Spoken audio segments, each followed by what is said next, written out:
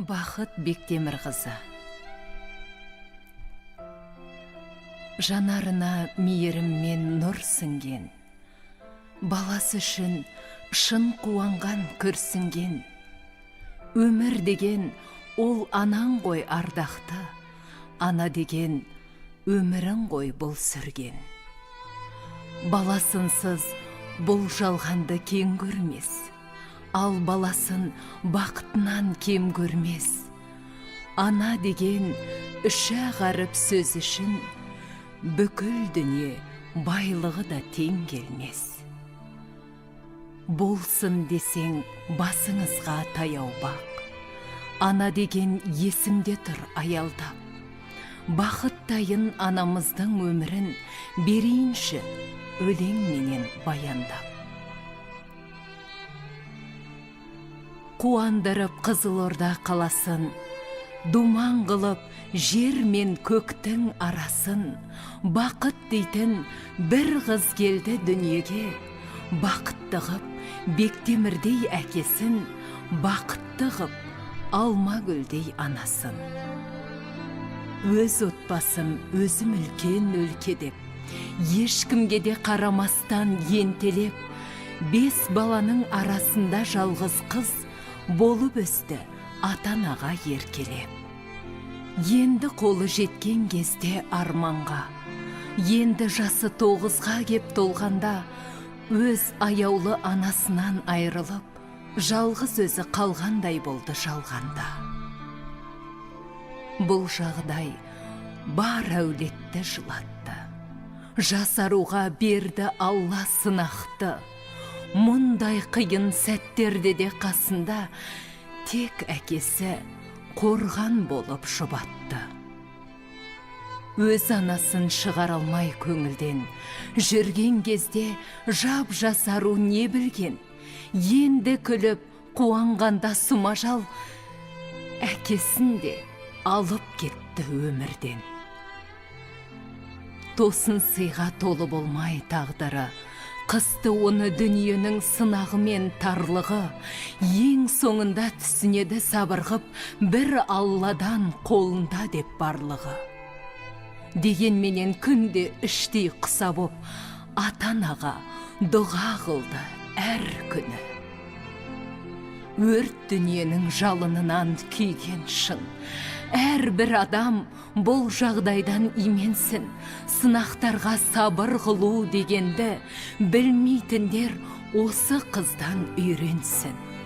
Жамандықтың соңы болсын енді осы деген оймен бұл Алланың пендесі жетімдікті көрмесін деп жасару. Өз қолына қарау қалды Мәуегүлдей жеңгесі. Бақыт қыздың қалған көңілін мұң басып, жүретұғын бір жан болды таңдасып. Люда деген жеңгесімен жақыннан құрбысындай болып өсті сырласып. Осылайша айлар өтті, жыл өтті, ал бақыттың тек біліммен күн өтті. Сол оқитын ауылдағы сол мектеп жаңа толқын талапкерді түлетті. Сезгендей боп арайлап таң атарын, арман қуып Алматының шаһарын. Медицина оқуына түсті ол, білім менен жалғастырып сапарын. Алматыдан тәлім алып ізденді, ізгі адамдар салып кеткен іздерді. Бақыт солай тек әдемі жан емес, білімі мол, білгір, тапқыр қыз болды. Бақыттайын иманды қыз әдемі, көп жігіттің болып кетті өлеңі. Дегенменен бұл бақытқа сезімнің басқа жақтан естілетін әуені. Бала кезден ғашық болған бақытқа Марат деген бір бозбала бар еді. Сұлу қыздың болса дағы түр-түрі, бақыт ойлап Марат жүрді күн түні. Аялдама жолықтырды ақыры, айрылмас ғашықтарды бір күні. Одан кейін оқиғалар боп талай, бастарына қондолардың бақ талай. Бақыт бенен Маратқа еш қарамай, уақыт жылжып, өте берді тоқтамай. Осылайша Марат оқу бітірді. Осылайша бақытта оқу бітірді. Қолдарынан бір-бір диплом алып ап, білім алу парызынан құтылды. Бақыт болса, елге шашып арайын, мейірімге бөлеп жүрді маңайын. Еліне кеп медицина бөлімінен жұмыстың да тауып алды орайын. Ақ халатты абзал жан боп іс жасап, емдеп жазды ауырғанның талайын. Марат жүрді, бойдақ жүрген болмас деп. Жарсыз маған ата-ананың көңілі де толмас деп. Іс қылмасам деп күрсінді қолыма, бақыт құсы өзі келіп қонбас деп. Бұл ісіне Алла доның жақтасты. Осылайша Марат қадам нақ басты. Бақыт қызды бақтым деп білді де, жұмыс тұтқан жерінен кеп ап қашты. Екі ғашық жар деген жақсы әнді бірге айтып, жаңа тарих басталды. Әулетіме жаңа келін түсті деп, ата-ананың жанарынан жас тамды. Шаңырақтың кірді солай көрігі, той жасады Қызылорда өңірі. Жаппаспенен табындарым құда боп, кіші жүздің үйге түсті кіші пейіл келіні. Жаппас руының жоғарлатып сапасын, осы әулеттің туды талай ботасын, Жәміш дейтін енесіне жәрдем боп, атасы сағи берді риза боп батасын. Бақыт солай келін болды ибалы. Ал бір күні той жасады үй жағы, екі жастың бір-біріне сезімі, ата-енеге ләззат деген бір немере сыйлады. Одан кейін ерлан келіп өмірге, бір тамаша сезім келді көңілге. Одан кейін кенже ұлы сұлтаны шаңырақтың ерке өсті төрінде. Бақыт солай ана болды аяулы. Көңіліне түсірместен қаяуды, үш баласын ер жеткізіп өсіріп, бақытты өмір сүріп жатты баянды. Ата-енеге ақ сәлемін арнайтын, ағайынға ақ сәлемін жолдайтын, әулетіне абыройлы жан болды, немеренің қылығына қамбайтын. Адалдығы соншалықты Құдай-ау, ауырса да жұмыстан өзі қалмайтын. Бақытты боп сыймай жүріп жер көкке, шын ақталып жатыр еді еңбекте. 6 бірдей немерені құшақтап, аяулы әже атандыңыз әулетке. Бақыт ана, сізді жақсы көруші еді бәрі де. Сізді жақсы көреді ғой әлі де. Өткен жылы өгейсінген, өксіген, бір суықтау хабар жетті бәріне. Бақыт ана, 60 жасқа енді таяп келгенде, қиындықтың бәрін күшпен жеңгенде, енді рахат көремін деп жүргенде, Алла әкетем десе ана көмгенде. Кім ойлаған, жалған өмір өтерін, бәрімізге мұндай хабар жетерін.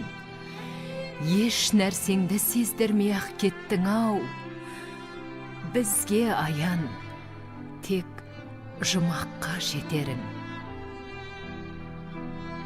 Бақыт ана, гүлді жақсы көрушең, гүл сыйласа бір бақытты болушең. Немереңді гүлдей сұлу жақсы деп, болашағын жақсылыққа жорушең. Рауан менен Сабинаға сенем деп, Адияны қатты жақсы көрем деп, деуші едіңіз керек болса Ерланның балаларына өз жанымды берем деп. Немерем деп құшағыңа басушең, апатай деп келген кезде елеңдеп. Ал Ләззаттың балалары алтын деп, Медина мен Дарияны жарқыл деп, Ер Сұлтандай немереңді аялап, деп айтушең, жаратқаннан тарту деп. Одан кейін кенже ұлың Сұлтаның, сон ойлаумен өтіп еді күн таңың. Келін алып, үйлендірем деп едің, Сұлтаныңның көрмей кеттің ұрпағын. Қиялмай Ләззат қызың жылайды. Ерлан ұлың, Сұлтан ұлың жігіт болып шыдайды. 6 бірде немереңіз өзіңді әжем қайда кетті деп көп сұрайды. Бір әулеттің келінедіңіз аяулы, абысын ең жүзі нұрлы арайлы.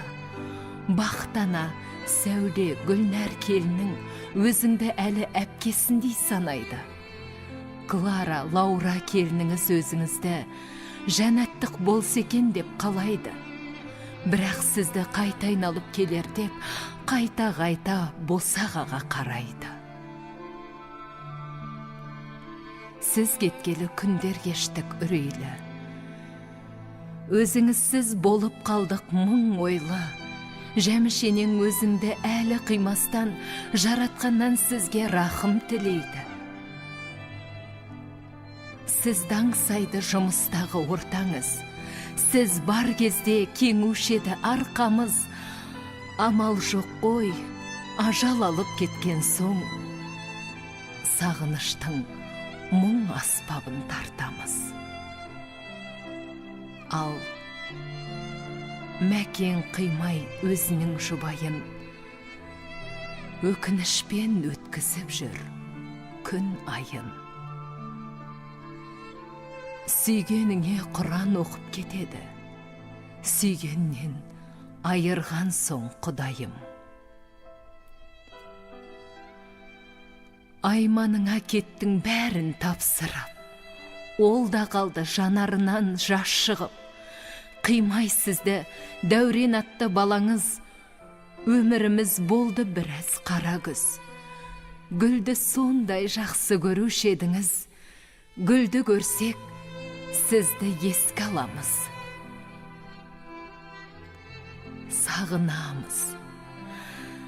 Сағынамыз алақаныңды аялы.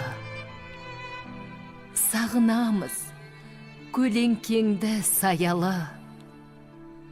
Сағынамыз әппақ сұлу жүзіңді. Сағыныштан көзден жастар үзілді. Адал жар, аяулы ана, ақ халатты абзал жан, керемет көшбасшы, жанашыр бауыр, дархан көңілді туыс, көрікті көрші, саналы ақылшы, құрметті адам, қадірлі жан, барлық жақсы теңеуге лайық. Бектемір қызы, бақыт ана, жатқан жеріңіз жайлы, төріңіз жұмақ болғай.